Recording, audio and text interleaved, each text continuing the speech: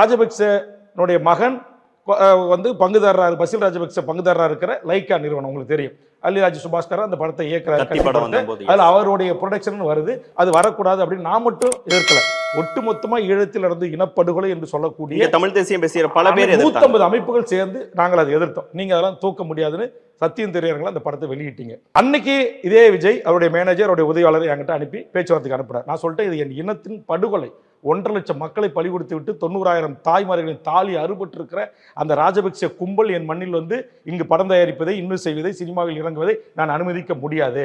அதனால அவனுடைய அதே சுபாஸ்கருடைய நிறுவனமான தமிழ்நாட்டுடைய தயாரிப்பாளர் அவருடைய லெட்டர் பேட்ல லைக்கா லெட்டர் பேட்ல எழுதி லைக்கா ப்ரொடக்ஷன் தயாரிப்பு நிறுவனத்தை நாங்கள் தூக்கி விடுகிறோம் அப்படின்ட்டு தூக்கி விட்டு அதற்கு பிறகு அந்த படத்தை வெளியிட்டாங்க.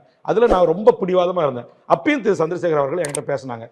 விஜயனுடைய உதவியாளர், விஜயனுடைய மேலாளர் எல்லாமே வந்தாங்க. காஸ்மோபாலிட்டனுடைய கிளப்ல சிசிடி கேமராவில் இன்னும் இருக்கு ஓப்பன்ல நூற்றுக்கணக்கான மக்கள் பார்வையில் உட்காந்து என்கிட்ட பேச்சுவார்த்தை நடத்தினாங்க.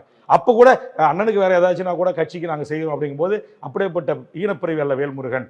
1.5 லட்சம் மக்களை பலி கொடுத்து நடக்கின்ற ஒரு உரிமை போராட்டத்தில் வந்து நீங்க வந்து ஒரு சினிமாக்காரனாவே நினைச்சுக்கிட்டு என்கிட்ட பேசாதீங்க, அதற்கான ஆள் இல்லை என்று சொன்னவன் வேல்முருகன். அந்த கோவத்துல தான் இப்ப விஜய் அவர்கள் உங்களை டார்கெட் பண்ணி